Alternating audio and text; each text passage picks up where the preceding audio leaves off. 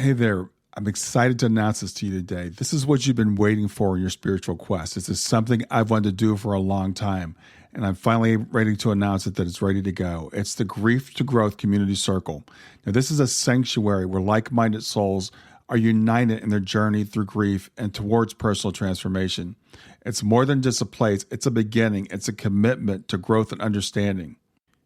Here you're finding not just a community, but you're entering a circle of trust and depth. You're going to engage with interactive coursework. You'll dive into exclusive podcast episodes and partake in discussions that illuminate the path from mourning to empowerment. This is a realm where every question is honored and every individual's journey is validated. To be part of this exclusive circle, visit us at grieftogrowth.com/community or look for the chat icon at the bottom of every page on the main website. Remember that entry is a privilege because I want to ensure that every member is as dedicated and genuine as you are. You must apply to join, but the journey within is worth every step. So go ahead and join us today. Check it out, grieftogrowth.com/community, and I look forward to seeing you there. Hi there. Welcome to Grief to Growth Podcast. Your host is Brian Smith, spiritual seeker, best-selling author, grief survivor, and life coach. Brian believes that the worst tragedies of life provide the greatest opportunity for growth. Brian says he was planted, not buried, and he is here to help you grow where you've been planted by the difficulties in life. In each episode, Brian and his guests will share what has helped them to survive and thrive. It is his sincere hope this episode helps you today. Hey everybody, this is Brian back with another episode of Grief to Growth. And today I've got with me Colleen Murphy. Colleen's got a really interesting story to tell about her and her daughter Lauren. So I'm going to read her introduction and then we'll get started. Colleen Murphy is a wife. She's a mother of 7. She's an author and she's a public speaker. In 2013, tragedy struck her family when her second oldest daughter Lauren was hit by a car and suffered from brain damage. Her main focus became helping Lauren piece her life back together again. With the help of specialists from all over the country, her family and friends, as well as her strong faith, she was able to do that. Today, Colleen and Lauren often speak together as a team. They inspire thousands of people by sharing the details of Lauren's tragic accident, her never-give-up attitude, and her miraculous recovery. Colleen lives just outside of St. Louis, Missouri with her husband, Dave. She spends her free time fielding countless phone calls from her children as they deal with the challenges of adulting. I bet that is a lot of phone calls with 7 children. Yeah. And assisting her husband FaceTime as he struggles to find things at the grocery store. So with that, I want to bring in Colleen Murphy. Hey, how are you? Thanks for having me. I'm doing great, Colleen. It's good to meet you. We just met a little while ago face to face, but I know a little bit about your story with Lauren. But fill me in the background, the details of what happened with Lauren and how you got to be where you are today. Sure. So Lauren was 25, living in New York City.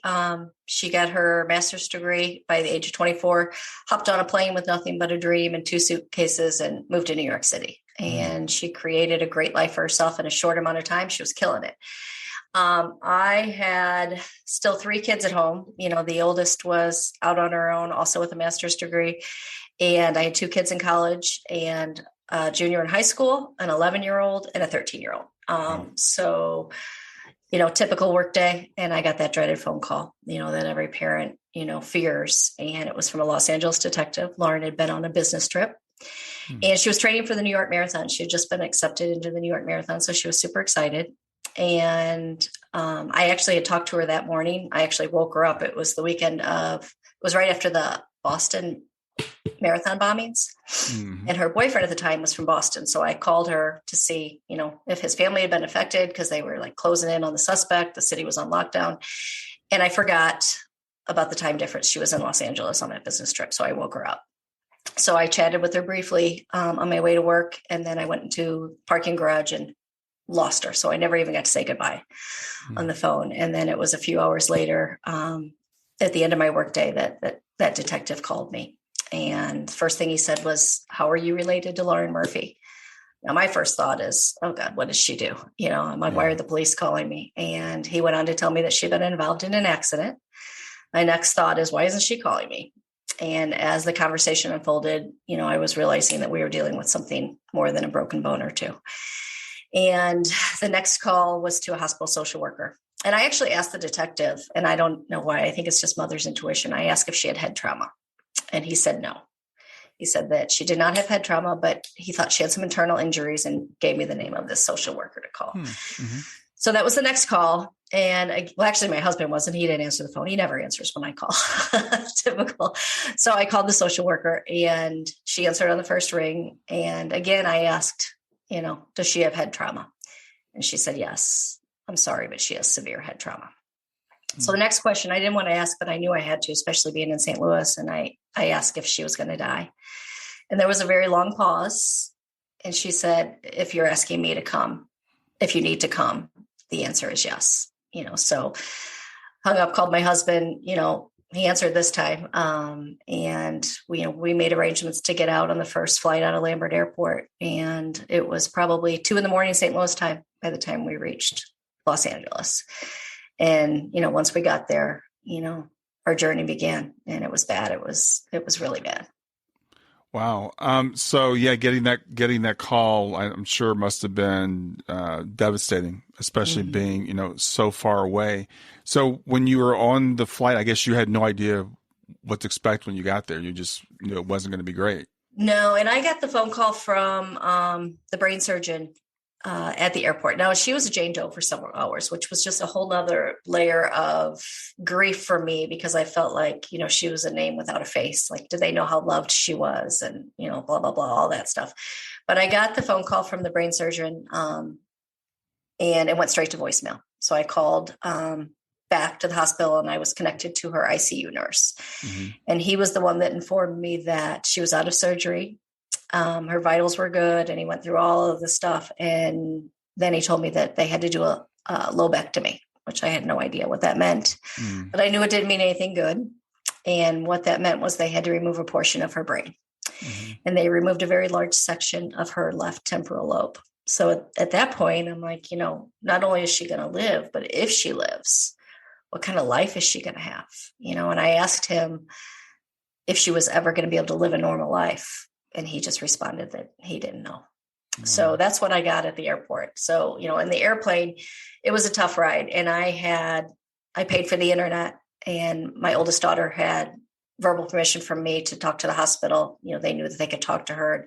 She was calling the hospital every hour on the hour and emailing me the updates. So I had a little bit of information, but really not much. Okay. So when you got there, what happened? So the charge nurse actually met us in the parking lot, which I thought, wow, this is great. This hospital has great service. I didn't realize it was because our situation was so dire. I just thought, well, they're really good in LA. They don't do this in St. Louis. Yeah. So she met us in the parking lot and got us, to where we went. And, when we walked in, all eyes were on us. Everybody in the ICU unit, knew how bad it was and were waiting for us to arrive. And when we crossed over that threshold, it was tough, and to see her, she didn't even look like herself. Every part of her was swollen, and it was more from the surgery, from the accident. She had a broken scapula, but no other broken bones other than her skull. But her face was so swollen and her eyes were so swollen. And this was all from the surgery, not the accident. She had a little scratch on her index finger. iPhone wasn't even cracked, which was crazy, but her whole face was just, totally swollen. Her eyeballs looked like she had golf balls stuck under her eye sockets, and they were black and blue, but it was all from the surgery. And the nurse kind of just explained what all of the machines were, what they were doing and their functions. And then they paged a doctor that was on call, and he came down to talk to us and told us that she was the sickest patient in the whole hospital. And that if she survived, we were looking at months, possibly years of recovery, and at that point, I worked in a hospital setting on the insurance side. So I have seen patients in rough shape. So it wasn't as shocking. I mean, still, it's my daughter, so it's shocking, but my poor husband, he knew nothing about head injuries, and luckily there was a chair there to catch him, because just hearing that was really, really hard. And, he asked if we had questions, and we didn't even want to know the answers. So we were silent. There was no questions to ask, because I did at that point, I was just absorbing everything, but I still wanted to call BS on her being the sickest patient in the whole hospital. I wanted to go knock on doors, and find, surely there was somebody sicker than my kid. This is a big complex, but it was tough. It was, it was a tough pill to swallow. So the first couple of days were just basically, shock. Stay with us. We'll be right back. Hey there, something I want to tell you about today. My podcast platform, Buzzsprout, has recently made it easier for me to allow you to support me financially. Go to www.grieftogrowth.com/subscribe. That's grief2growth.com/subscribe. And once you're there, you can sign up to support me financially. Now, you can do it for as little as $3 a month, or of course, as much as you'd like. If you do that, you'll get access to bonus episodes, and you'll see those in the regular feed. They'll have a lock on them. But when you become a subscriber, you'll actually get access to your own private feed, and you'll be able to listen to the regular podcast along with the bonus podcast for the subscribers. I want to thank you for listening. I want to thank you for sharing the podcast. And I want to thank those of you who support me financially. Have a great day, and on to the episode. So at that point, I guess it was just wait and see for the first couple of days, or did you have to make decisions, or how did that go? They never did ask us to make any decisions, which is good, because for me, I always felt like, I would take care of her in any capacity that God gifted me. It's my child, and I'm willing to do that. But once you find yourself in that situation, you sit there and think, is this what she would want? Mm-hmm. It's like, it's really, really tough. So they never did talk to us about disconnecting life support or anything, but they did call us in for a meeting at one point. This was like a week or two later. And I asked, do I need to fly her siblings here to say goodbye? And again, another long pause. I hated those long pauses. Mm-hmm. And finally, someone spoke up and said, we have ways to prolong things when that happens, when and if that happens, so it really wasn't the answer I wanted. I wanted him to say, no, we don't need to fly anybody out here to say goodbye. But what they were saying to me was, that's a possibility, but it's not going to be like a quick thing. We could keep her alive with machines if needed. So it was really, really bleak, and there was not much hope. But there's always hope. And that's what I hung on to. So what was her brain activity like at this point? Were they saying that her brain was she in a coma? What was her state? Yeah, she was in a coma, and she was so unstable they couldn't do an MRI. So what they started doing is laying her flat on the bed to try to get her ready for an MRI, because they brought her down once and her heart rate dipped down to the 20s. So they had to bring her back up. So it was probably 3 or 4 weeks before we were even stable enough for an MRI. So they really did not know. And then once she came out of her coma, which was a couple of weeks later, but it was almost worse. It's not like soap operas. You don't wake up and, start talking to people. It was just blankness, in her eyes. I've never seen somebody with their eyes open that couldn't focus. It's almost like, when you bring home a newborn and they can't really look. Mm-hmm. That's how she was, but it looks worse on an adult, it's because it's just not normal. So I remember thinking, God, forgive me, just please close your eyes. It was just too hard to look at her that blank. So when she emerged from the coma, she was in a semi-vegetative state for months after, where we didn't know if she knew who we were, who she was, where she was, anything like that. So what was your mental state like at this time? She's there, she's not really there. What kind of prognosis did they give you at that point? They really didn't give us a prognosis. Now, her brain surgeon, there was a team of neurodocs and then her brain surgeon. Now, the neurodocs were not as warm and fuzzy as the brain surgeon, surprisingly, because most brain surgeons do not have a lot of personality, but we were lucky, and we had one who we just love and still keep in contact with. But I remember the first day he met me, he said, right now I'm looking for something positive to give you. Mm-hmm. And I'm going to have to dig really, really deep. But if I keep reaching, I'm going to find it. And that's what I'm going to give you. So, he was basically telling me things are really, really bad, but we're going to focus on the good things. The other docs were focusing on all the bad things. So, that was fine. But after we got the MRI back, the one doctor came in and said, it's bad. It's really bad, because it wasn't so much just the damage on the left side where it was the point of impact. He said that it was similar to like shaken baby syndrome, because when she flew through the air with such velocity, it damaged all parts of her brain. So there was damage throughout. And when the neurosurgeon came back in to talk to me, he said, if you were going to ask me if she could ever live on her own independently in New York again, I would have to say that I don't know. But what I can tell you is it's not out of the realm of possibilities. And that's all I needed to hear. Wow. It's anything's possible. So I just kind of hung on to that, even though there really wasn't a very good prognosis. Now, the other doctor, who was kind of Dr. Gloom and Doom, he had told us that, early on, if she did survive, she'd probably remain in a wheelchair, and maybe even have to be in some type of assisted living center if she survived this. So I liked my other doctors, his prognosis a little better than that one. So you just kind of have to hang on to the positive. So that's what I was just going to say. So you made a choice there. You made a conscious choice to hang on to the positive. Yeah. So, and my husband chose the other side, not to throw him under the bus, but he's just kind of like it is what it is type thing. And we were a good balance. So in times where I was just almost like too positive and we're going to get out of this, he would kind of reel me back a little bit. We don't know that, he's just trying to prepare me for the worst. Not that he, didn't want what I was seeing, envisioning, but we've just always been a pretty good balance. No, I perfectly understand. I'm probably more like your husband. I hear the worst. And yes. I was talking to, I think it was my daughter about this a couple of days ago. And sometimes we try to prepare ourselves by thinking the worst, but it sounds like that's not really your philosophy. You were like holding on to the positive. Yeah. And I don't know that was always my philosophy. I just think that mother's instinct kicked in. I don't really consider myself an overly positive, optimistic person. I don't consider myself a negative person, but I completely just embraced that, at the time of her accident. So I'm curious as to, did you have a spiritual practice, a faith? Did that play into your outlook?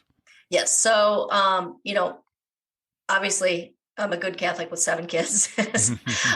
So I've always been spiritual. I've always, and I think once I started having children, like in my younger years, church was never a priority. The foundation was always there, and I always, kind of talked to God, but it wasn't as important to me until I had kids and wanted them to have the same upbringing that I was fortunate to have. So all of my kids, went all through Catholic schools. They were taught to know God, to love Jesus. And in the very beginning, it was kind of like, and again, that whole Catholic guilt, like, why me? What did I do? What did I do to cause this? What did I do wrong? What could I have done better to where my child wasn't critically injured? And that's not how God works, but that was just the human side of me. And then I went through the phases of, there were so many people that were brought back to faith because of Lauren's accident and recovery, and that would reach out to me, and which I'm flattered. I think it's great. But part of me is like, I've always been faithful. Why was it my kid that had to be this example to bring somebody else back? But again, that's not how God works. And, nobody has a quota of tragic things happen to them. I kind of felt like I already had some tragic things happen in my life. I lost my dad young. My husband lost his father young. One of our daughters had a lot of surgery when she was little. I'm like, okay, my quota's done. Yeah. But that's not how it works. There isn't a quota, sometimes, life just dumps on you.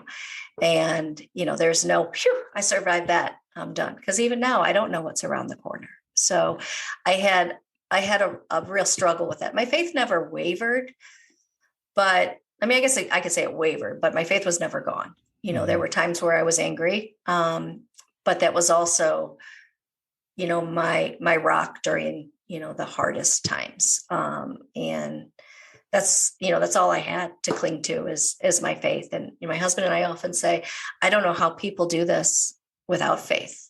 It's really, I can't imagine, and there's lots of good people that don't have faith, but I just think, where do you turn, when there's nothing there? It was really, really, I think, what helped me in the beginning and all throughout. Well, again, I think that's a choice that you made and that people make because when tragedy strikes, it can strengthen our faith or it can totally rupture our Mhm. faith. And you mentioned something earlier about like, what did I do to cause this as being kind of a Catholic thing? We all kind of, I think all parents go through that when something happens to our kids. Mhm. It may be framed around our religion, that we're Sure. Catholic or we're whatever. But even if we're not, it's like as parents, we always take responsibility for our kids, Oh no yeah. matter how old they are, right? Yeah. So your daughter here, she is, she's grown, she's living in New York, she's in LA, but still somehow you're responsible Yeah. for what happened to her. And it's funny too that as parents, like I never take credit for the great things they do. Why is it that we only take credit for the bad things that happen? It's just we're just not wired that way, unfortunately. But yeah, it's just mom guilt is strong. Stay with us. We'll be right back. Hi there, I'm really excited to tell you about my latest ebook. It's 4 lessons that you can learn from the near-death experience without going through all the trouble of dying to learn them. I've been studying NDEs for several years now. I am completely convinced that not only are they 100% real, but that there's some very universal wisdom that we can get from the near-death experience. And I've distilled that down in this book into 4 short lessons. And I've also given you all the reasons why I believe that NDEs are absolutely real. So go to www.grieftogrowth.com/NDE lessons to pick it up for free. www.growth.com/NDE lessons. I hope you enjoy it. It is. And as I said, I want to just let everybody know that's listening. I work with a lot of parents who have had children that have died, and it's almost universal. It's almost Mhm. universal when something happens to our kids. Somehow we find a way to blame ourselves. And I know Yeah. a mother that was killed by a drunk driver. Her daughter was in her 30s, and this woman was like, "It was my fault." And how was it your fault? She said, literally, I did 7 things wrong that day. And I said, 7? And Yeah. she listed the 7 things she did wrong, and her daughter didn't even live with her. And I said, you probably do 7 things wrong every day if you're going to break Yeah. it down like that. Yeah. So, but that's Yeah. the irrational part of us. That's the Yes. parent part of us that kicks in.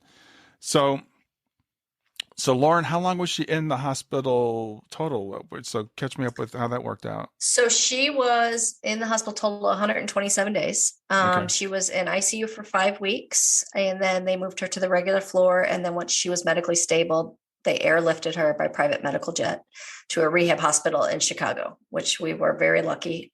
She was accepted into one of the best rehab hospitals in the country, which Okay. was RIC. It's now called Shirley Ryan Ability Lab, but at that time it was Rehab Institute of Chicago. And it was 5 hours driving distance for the rest of my family, which is great. And, it was, I had an apartment. Somebody gave me an apartment that was a mile from the hospital so I could walk back and forth, which was just amazing. I mean, the community and people were just, I could tell you stories and stories and stories of things that people did for us that really lifted us up. But so she was there another 3.5 months, I guess. And, that was where, our journey really began. That was where the hard work started. And still, even when she came home, she was still in, rough shape. She was finally walking again, not steady. It took her several months to learn how to walk. I mean, she relearned everything. She couldn't hold her head up. She couldn't eat. She couldn't do anything. But, that was where the growth really happened, was at RIC. And she had her 4th brain surgery while she was there also. Okay. So, at what point were you able to, or was she able to communicate with you, and vice versa? At what point did she show signs that she was able to hear your communication? Yeah. So, so she was nonverbal for a long time. So that was hard. And it's amazing how, I was in tune to her needs, because she was incontinent, but I could tell just by the way she positioned her body that if she needed to be changed or, it's like, we were at this part of our recovery. We were just like, if she scratched her forehead, we were like so excited because that was something that was not involuntary. Like most of her movements were involuntary. So it was really, really slow progress. So, I never really knew if she knew who I was, which was really hard. Although there was one moment back when we were still in LA and one of my daughters was visiting and they had the TV on and it was Keeping Up with the Kardashians. And there was a close up of Kris Jenner, and Lauren just kind of stuck her finger up in the air, like she had an idea, kind of like sticking her one finger up.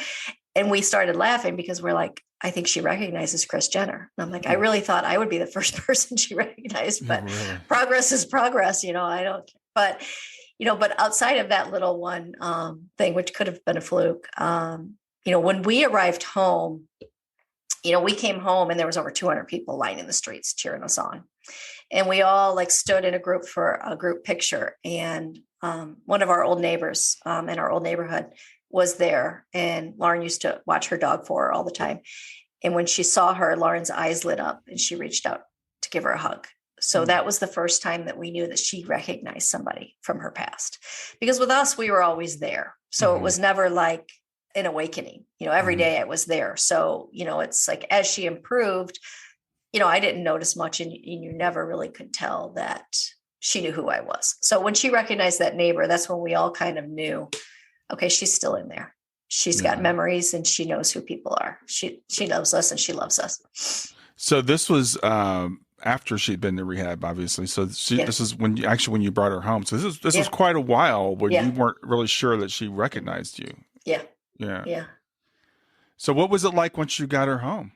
So then it was kind of like everything's on me, and I was doing a lot at the rehab hospital. It was important for me to learn how to care for her because there was like so many moments where I just felt so incompetent. I couldn't lift her from the bed to her chair. I couldn't position her. And, this time she was only like 90, 95 pounds, and she was a small girl ahead of time. But, when she was on a feeding tube, she was just down to skin and bones. But I felt so incompetent that I really wanted to learn everything. So I was doing most of her care, including her showers. I would shave her legs every other day, which was backbreaking. But the only thing I wasn't doing was her medication. So that was kind of the new thing. So once I got home, it's kind of like, okay, now what? And then she started with outpatient rehab. So then I have to, get her in the car. And then, because she has a brain injury, she's confused. And I have to worry about her opening the door handle while we're driving, because she would constantly be taking her seatbelt off of her wheelchair, and she still wasn't steady on her feet. She didn't understand the whole concept of can't get out of the car when it's moving. Those type of things was just like a danger zone at home.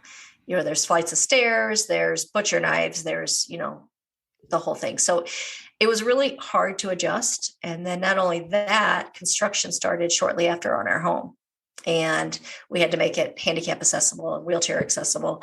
And this particular house that we were in, we bought after Lauren had already moved out. So she never had a bedroom there. So we had to build an extra bedroom onto the house. And so we were under construction for about 6 months and just dealing with the construction and the ladders and the drywall and the, where she's just like, doesn't understand the world that she lives in at this point, was tough. It was really, really tough, but looking back, there's a lot of funny stuff in it, but it just wasn't real funny at the time. Yeah, I know someone who's going through something similar with someone that had an aneurysm. It's been like 3 years now, and that's people don't understand how draining that is to constantly have to be watching people to do things that just leaving the door open, just things that they forget, turning the stove on and walking away. Yeah. All those little things that we don't think about with an adult that's mobile and not quite, functioning properly. Getting into medication, and, we had to get a lockbox on her medicine and, all kinds of things. It was just, one time I woke up at like 3 a.m. and she had made biscuits. And I'm like, how in the heck did I not hear her? And how did she open the Pillsbury biscuits? I can't open those on a good day. Wow, I have no idea how she did that. She didn't cook before the accident. She could only do microwave popcorn. So I don't know how she did it. But yeah, so I mean, it was tough. We had to get a security system that sent me a text message every time there was movement. Unfortunately, I'm a hard sleeper, so I would wake up to a string of texts that she had been moving all night, but no idea. But it was really, really hard in the beginning. So at what point, because she's still not very communicative at this point, or were you having conversations, but she was just moving around and doing things? Okay. So she could say like, hi, how are you? Good morning. And she didn't really start doing that till we got home. She could, and it started out as a whisper, and then it became like her real voice. And we didn't know it at the time. And they mentioned it that she had something called aphasia. And I didn't really know what that meant. And I didn't know what a difference it was going to make in her recovery. Because even now, that's like her biggest roadblock as far as her recovery. And aphasia is caused by damage to the brain, and it's very common in strokes. But for Lauren, it was because that whole language portion of her brain was removed. So that is why she couldn't really speak. And she also couldn't understand us. And we didn't know that at the time, but it was almost like you're talking to it in a different language. So you ask her a question, she can't answer it because she has no idea what you're saying. Wow. So that's why that she could do the good morning, how are you, Monday, Tuesday, Wednesday, anything that she doesn't have to think about, anything that's an automatic, she could say. But I could ask her to point to the door. She couldn't do it, but she might be able to say, shut the door, because it was an automatic. But if I ask her what that object was, it was just, aphasia was really hard to wrap your head around and really hard to understand. Right. But she was, for almost 2 years, she really couldn't talk in any type of conversational way. You know, she's done speech, OT, and PT for years, and she still does speech therapy. But she was not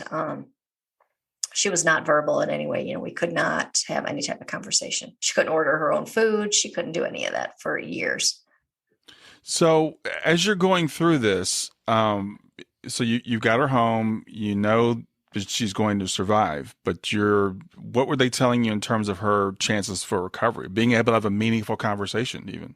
Yeah, so they really didn't, you know, they've always said, you know, with brain injury, no two brain injuries are the same. You know, it's like when you break a bone, they know how to fix it. You know, when you break your brain, you know, it's, you know, they don't know. And I remember when we left RIC, the doctor, like her last day walking the halls, he said, you know, Lauren, I don't know what magical combination you need to beat this, but you obviously have it. And, you know, it's, you know, she's surpassed every doctor's expectations and still continues to surpass expectations. So, you know, obviously, like the first year is probably the most important, because those improvements can be gauged. Like, she can hold her head up. She can now eat. She doesn't need a feeding tube. She can walk on her own. But the rest of the progress has been painfully slow. You know, we're almost at 9 years, and, you know, I don't know if she'll ever be able to live independently again. She still has some cognitive deficits and sometimes makes some choices that aren't the best. She also has some really bad OCD, and it's the compulsions that are really, really bad, and it's caused by brain damage. So the medications that normally help with OCD don't really help with her. And things like, she's got to get the mail the minute the mailman comes. Doesn't matter if there's a sheet of ice on the ground. She's got to get that mail out of the mailbox, you know, so things like that we still struggle with. You know, every day is a little better, but, you know, I don't think we're ever going to be 100%, but, you know, she's, you know, living a life filled with purpose again. And, you know, we, again, have lots of bad days, but, you know, I don't have brain damage and I have lots of bad days. So, you know, it's just kind of, you know, a lot of times I have to step back when I'm annoyed and be thankful for what I still have. But it's still tough. And, you know, she's not always the nicest to her siblings. And that's hard too, because they've went through a lot, and the siblings are often forgot about during a tragedy. And I think, you know, the siblings, you know, when they have their own little problems, they don't like to come to the parents with them, because they think, oh, they got their hands full. And, you know, that's what I need, is to be able to do my job and feel normal. I want them to come to me with their problems, but I think sometimes they're afraid to. They don't want to burden me with more, and it's hard. You know, it's really hard. I've got great kids, but it's still, you know, it's not an easy road. We'll get back to Grief to Growth in just a few seconds. Did you know that Brian is an author and a life coach? If you're grieving or know someone who is grieving, his book, Grief to Growth, is a best-selling, easy-to-read book that might help you or someone you know. People work with Brian as a life coach to break through barriers and live their best lives. You can find out more about Brian and what he offers at www.grieftogrowth.com, www.growth.com. If you'd like to support this podcast, visit www.patreon.com/grieftogrowth, www.patreon.com/GRIEF, to make a financial contribution. And now, back to Grief to Growth. Yeah, absolutely. It's I can imagine it's not an easy road. And before we started recording, you mentioned the term called ambiguous grief. So tell me what that's like for you.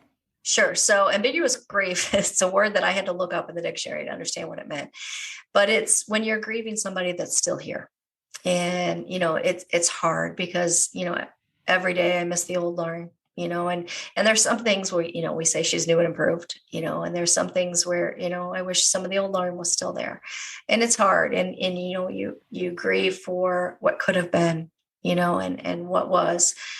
But then you also feel guilty because, there's people that have lost children, like yourself. And I have a few close friends that have lost children, and I don't want to be a member of that club, and I get it. And that's what keeps me going sometimes is I think, those parents would trade places with me in a heartbeat. Yes, my road hasn't been easy, but my child is still here. I can still hug her. I can still, give her a kiss. I can still get mad at her. I can still do all those things that everybody else longs to do. And, it really kind of puts things into perspective. And when I'm having a rough day, that's what really fuels me and keeps me going is that, I don't have it so bad. Yeah. And that's really important because the thing is, everything in life is really a matter of how we look at it. It's really a matter of perspective. And so for you, I'm thinking as you're going through this, the ups and downs, first the tragedy of the accident, and then finding out she's going to live at least for a while, and then finding out she's going to live, but she's not able to speak. So there's always a back and forth, and there's always two ways to look at everything, right? I mean, like you said, you can think about what you've lost with Lauren and what you may never recover, or you can think about what you have.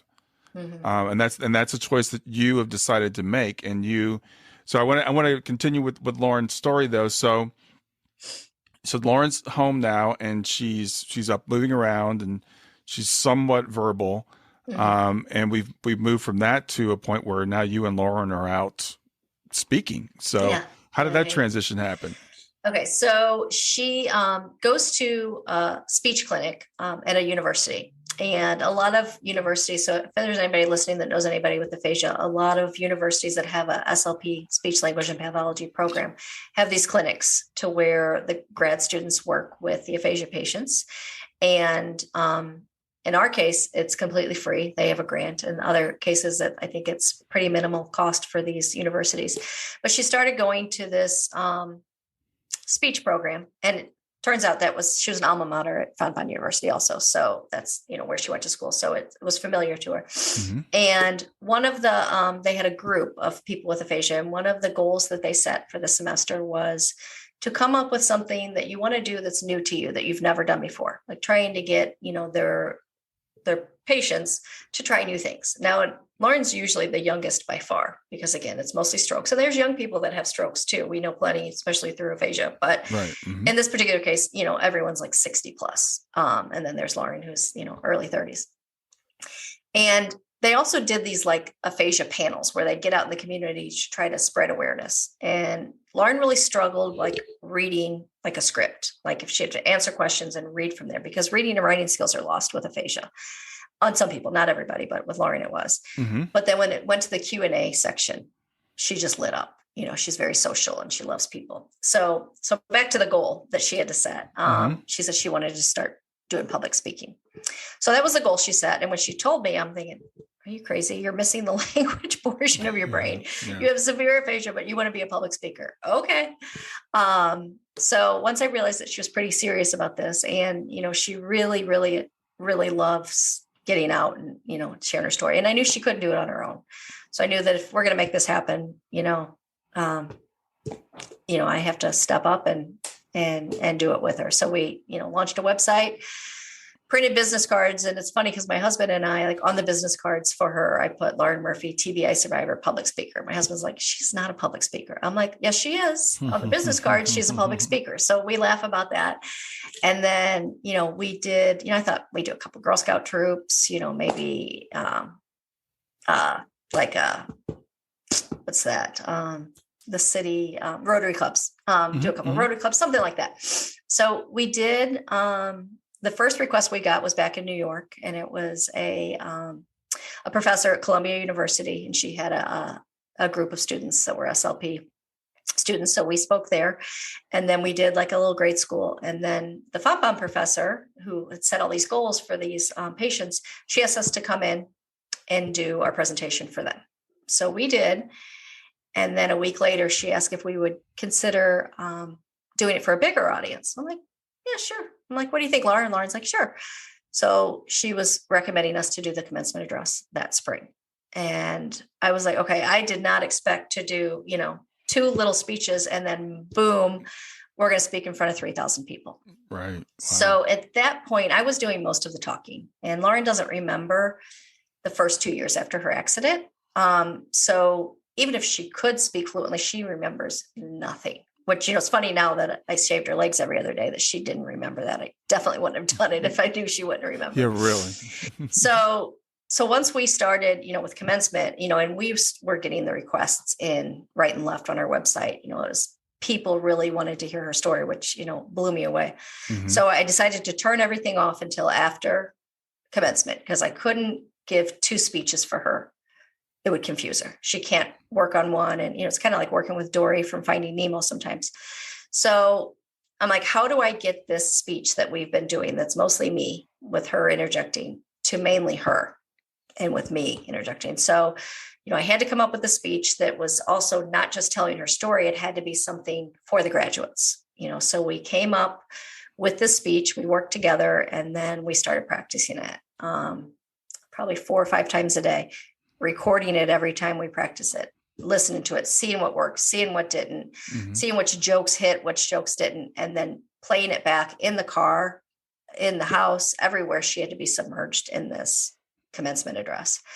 And by the time commencement rolled around, by every 3rd or 4th try, she nailed it, but it was like, okay, I need like another week to go before we can do this. But typical Lauren, she rose to the occasion, and we delivered this commencement address. And throughout our speech, we had bouts of applause, bouts of laughter.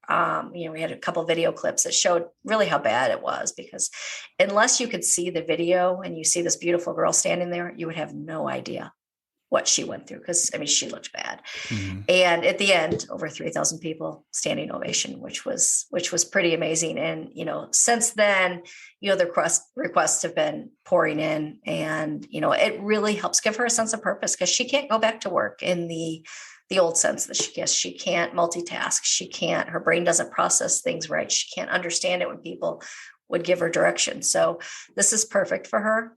And since the book launched, it's even, gotten even greater. And we have a couple keynote speeches scheduled out of state, which, she loves to travel. So that's really exciting. And it just seems like her reach is getting bigger and bigger. And for me, it's really cool to see, because again, I have to take a step back sometimes to see how inspirational the story is, because it's our story. And even though I know it's miraculous and it's not typical, when it's your own family, you don't realize, wow, this is, bigger than what I thought. And this is bigger than us.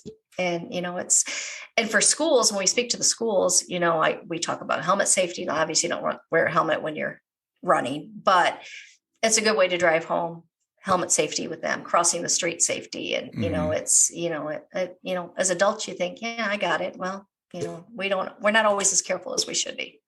Yeah, absolutely. That's definitely true. So I know your story has gone viral. I know Lauren's had visits from some very famous people. So tell me about those people, how they got involved. Sure. So the first, when we were in the ICU, and again, like our community was huge. So the first thing that we received was a shout out video from Lance Bass from NSYNC.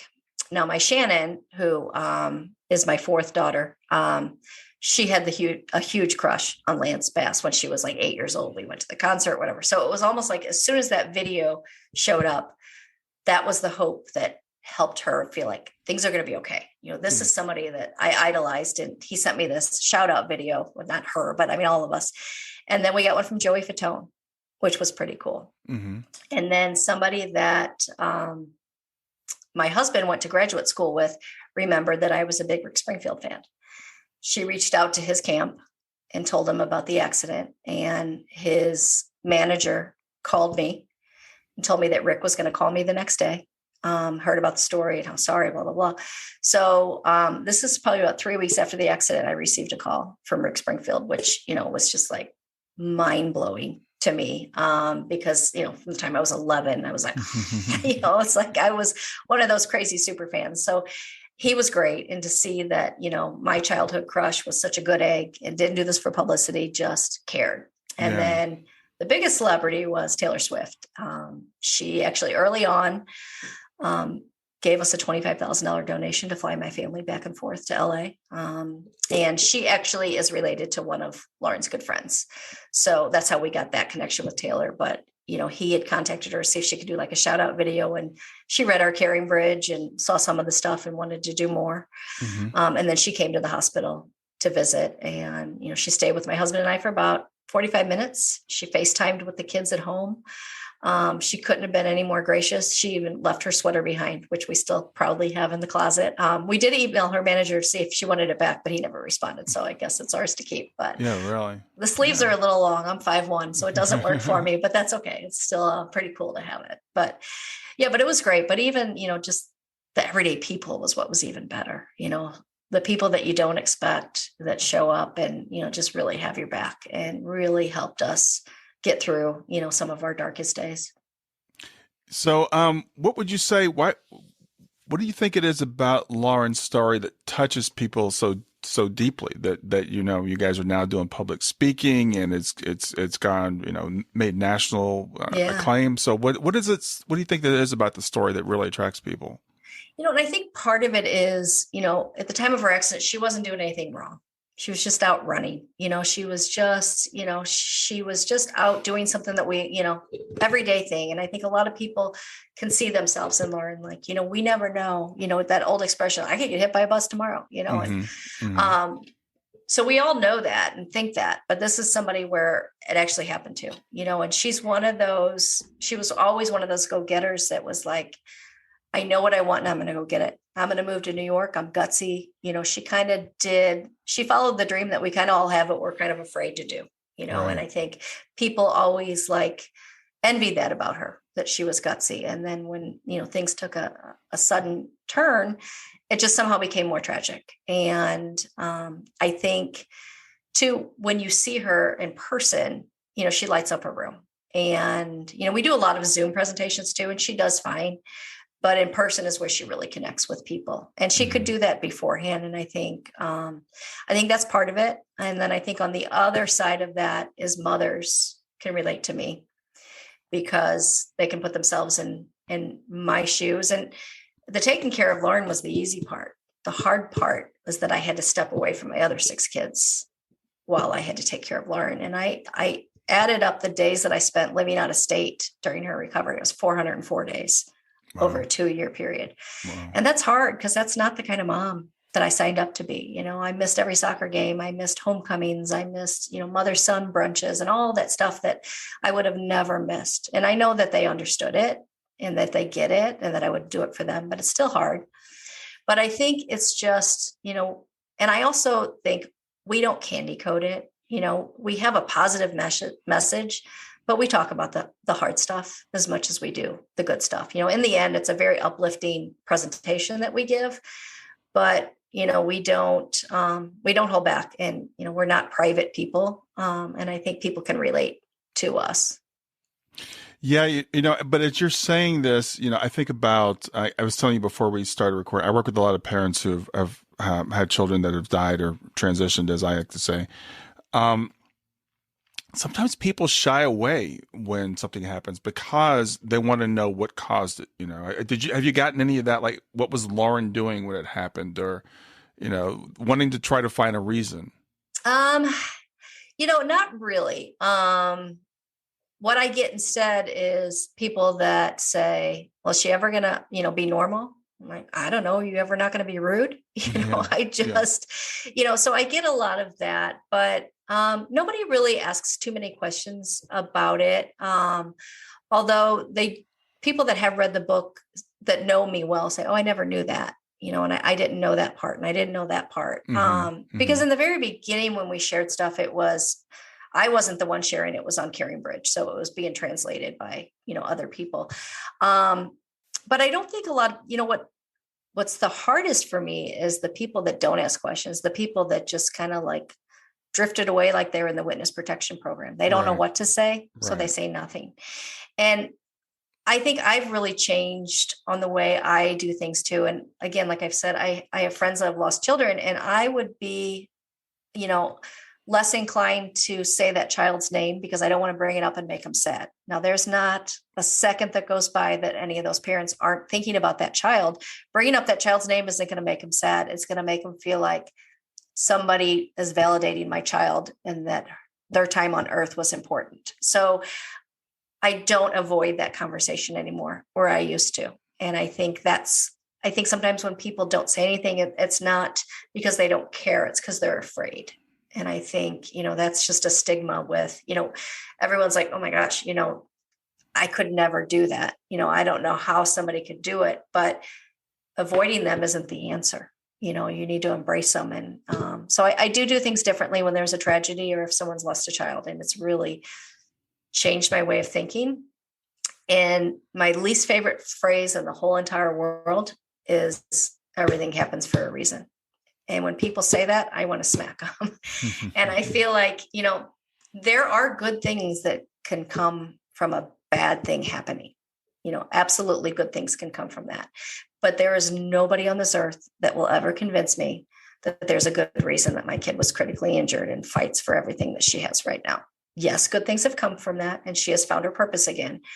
But, the reason is God gave us free will. And unfortunately, she walked in front of a car, and we're making the best of it. But I just don't like that phrase. And maybe that's just me, but it's just not my mantra. Yeah. And that's a really great point, because we all have different views about things, and we all have our triggers, right? We all have phrases that really get us, which is one of the reasons why people are scared to say things. There's a couple of reasons. One is they don't want to make you sad. So it's like, oh, I brought up Lauren, you started crying, therefore it's my fault because I made you think about her. Well, as you said, I want to make everybody know I think about my daughter all day long, every day. So you're not going to make me think about her. The idea of everything happening for a reason is, it's actually an idea that I have come to embrace, but it's not to say that like God caused it or anything like that. But there is, as you said, something good can come out of it. So we can talk about what does that phrase really mean. But sometimes people use it as a I call it spiritual bypassing. So it to imply, well, Colleen, you should be happy that this happened because this is actually a good thing. No, two things can be true at the same time. It could be a really bad thing that happened, but something good came out of it. Or even more appropriate, we made something good come out of it. Yeah. I mean, you and Lauren have taken what happened, and you've decided this is the way I'm going to look at it. I'm going to look at it this way. This is what I'm going to do with it. I'm not going to lay down and die. And both those things are true. You wouldn't choose this if you could go back and undo. I don't want to speak for you. So yeah. So I can understand, why you would say that. So I want to say to people that are listening, because it's tough on both of us. It's tough when we're the person that's grieving, and you are grieving because you're grieving the loss of the life you thought Lauren was going to have and you were going to have, and the time with the other kids and all those things. And that's really grief. And it's also difficult on the person that's trying to console you or whatever. So I guess the thing is, I would say to people, let's be open. Let's listen to each other. And if someone says something to you that hurts you, that you don't like, we can gently correct them. I don't subscribe to that. And let them know why you feel that way. I think it's really a matter of communication. But I experienced some of the same thing you did. I mean, people that just disappeared out of my life when my daughter passed, or people you could tell with awkward silences. But on the other hand, the community, the people that step forward, the same thing that you've experienced. And that's a really great thing that comes out of it. Yeah. And I also, when we speak, I always say too, there's so many times where you hear something tragic happening and you think, I don't really know them. They're just a friend of a friend. That would be weird. I'm not going to reach out. And I always say, if you get that feeling, reach out. you can send somebody a text or an email. You're not bothering them. They can delete your text. They can delete your email. They can choose not to respond. You can drop a package on their porch. But those, for me, when those packages showed up or when those texts showed up, they always showed up when they are at my lowest point. And that's what lifted me up. So it's like, if somebody has given you that inkling, to me, it's the Holy Spirit. So for whatever your belief is, whatever that inkling is, do it. It's anytime you have a chance to do good, do it, because you never know what's working in the back that's using you to help somebody else feel better. Yeah. And this isn't about me, but I want to just throw the story in here real quick because for what you just said, because there was a person that we knew when Shayna passed away, kind of an acquaintance. Her daughter and our daughter were really good friends. And we carpooled with them. So I drove her daughter back and forth a few times, but we weren't that close. And after Shayna passed, her daughter said to her, "You need to go over and talk to Mrs. Smith, my wife. You need to go, go on walks with her." And she's like, "I don't really know them. I don't think that's going to be appropriate because I'm not the closest person." Mm-hmm. And now this couple are two of our closest friends. We hang out with them all the time. Oh, love and that. It's because her daughter said, "You should do this." Yeah. And she followed through on it. So you never know how you're going to impact someone's life when you follow that inkling. I like what you just said there. Yeah. Yeah. No, I think those are the best. The people that you don't expect are the ones that touch you the most. Yes, it can be. It's really wild because the people that you think are going to step up, it's the opposite too, right? Mm-hmm. Sometimes even some family members. We could go there, but I'm not going to. Well, people, it's uncomfortable, and for some people, it's just easier to and this is the way I look at it. I have, a really good friend that he was a good friend. We don't talk anymore. And, it was, I don't know if that was why or not, but it's like, that's just life. Mm-hmm. So I try not to judge people. I'm just like, they're just not there yet. But like you, I love your attitude. It's like, let's focus on the good things. Let's focus on the people that stepped up. Yeah. Let's focus on, the life that you have with Lauren that you, at that time when you got that phone call, might not have expected to have. Yeah, definitely. For sure.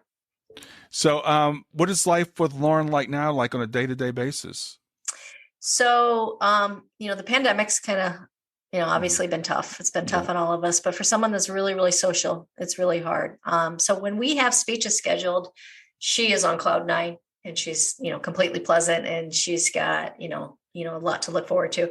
She does stay busy with, she works out with a trainer twice a week. Mm-hmm. And then she works with Disabled Athletes Association, who are fabulous. And they do, she does a workout with them one day a week. And then she also does adaptive swimming, adaptive rock climbing. And in the summer, she's done adaptive tennis. And, we try to keep her as busy and keep her out of, shopping as much as possible because she has very expensive taste. Yeah. She loves to shop. So we try to keep her busy. What we really struggle with is her finding activities when she's bored.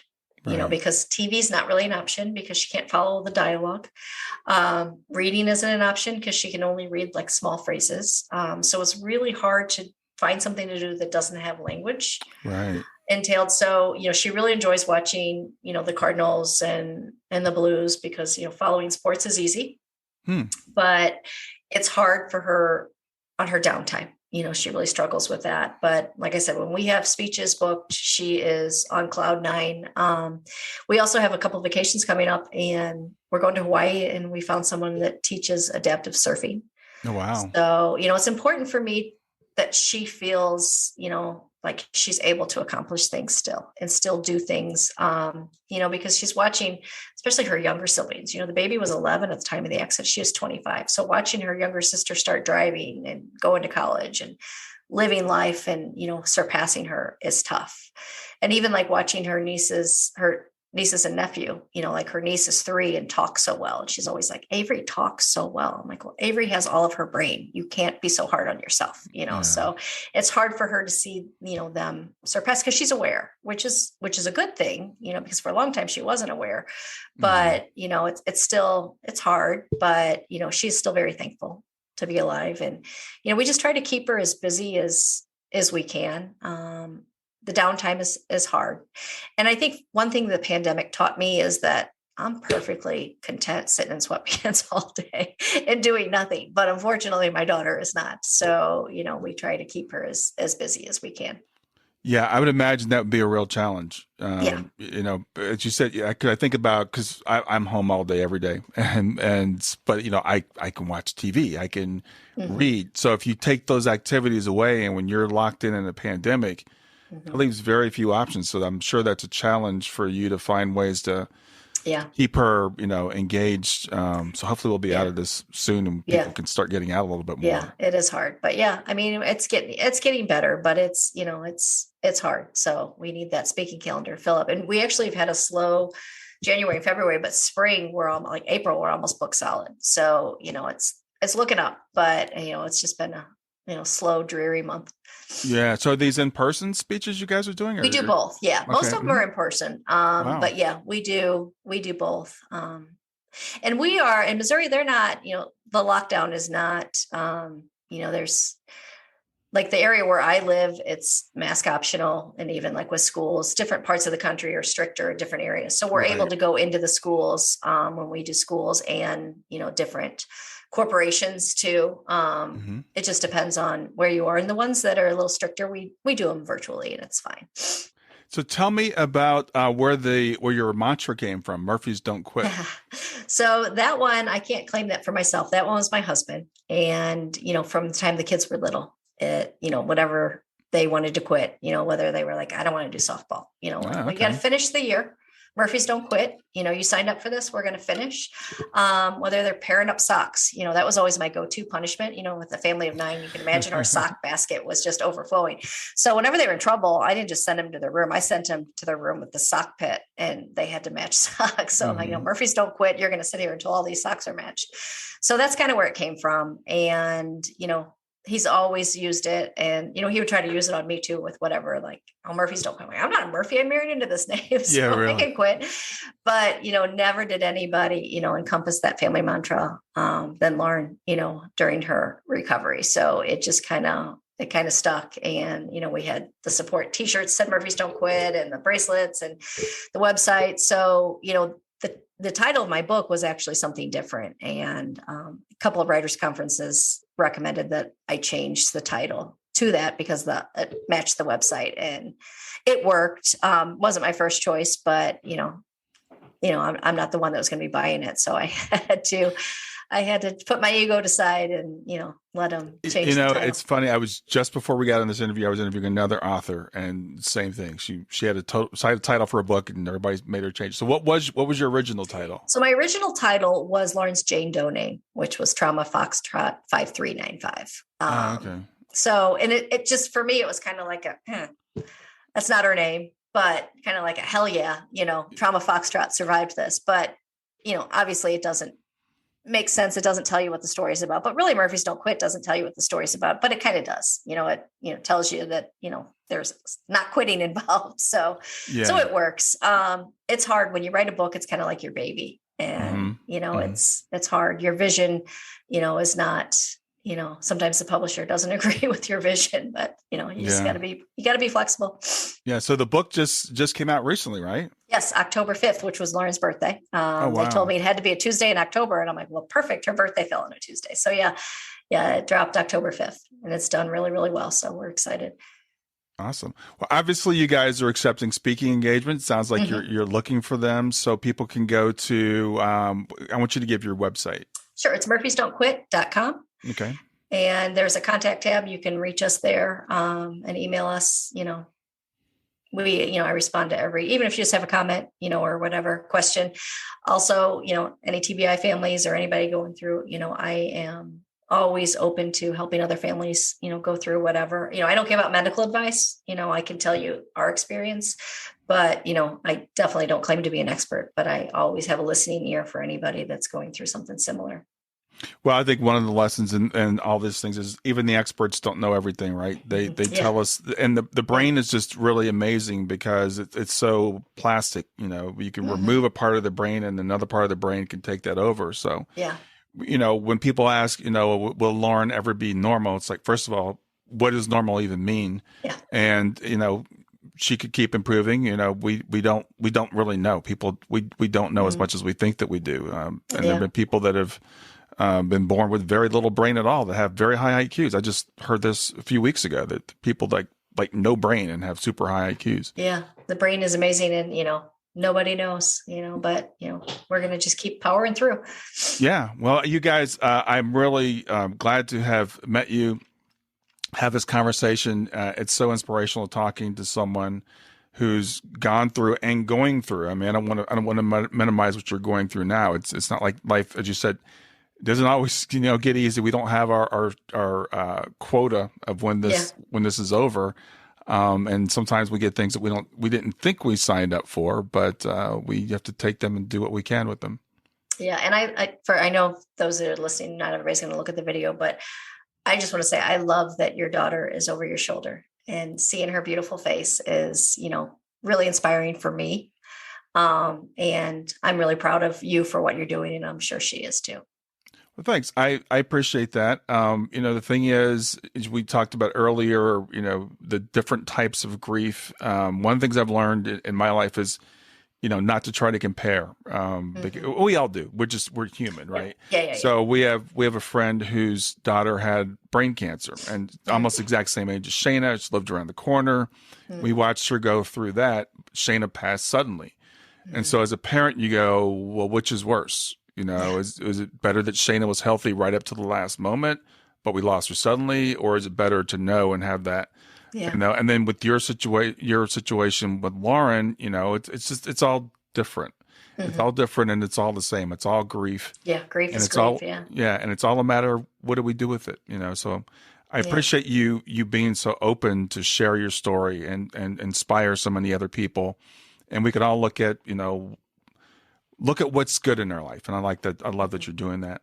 So any last words, anything you want to say to wrap up as we conclude today? No, the sun will come up tomorrow. Tomorrow will be better. Every day is a little better. Just keep on keeping on. Yeah, exactly. Well, Colleen, it's been really wonderful to meet you. Thanks for being here on Grief to Growth, and I'll see you soon. All right. Thanks for having me. All right. Bye-bye. Thanks for listening to Grief to Growth. Brian hopes that you find this episode helpful and will come back for future episodes.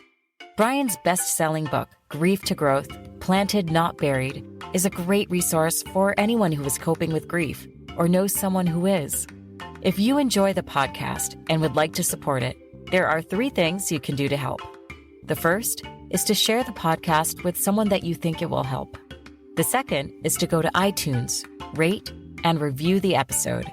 The third way you can support the podcast is by becoming a patron. Head over to www.patreon.com/grief2growth. That's patreon.com/grief, the number 2, growth, and sign up to make a small monthly donation. Patrons get access to exclusive bonus content and knowledge that you are helping to spread the message of grief to growth.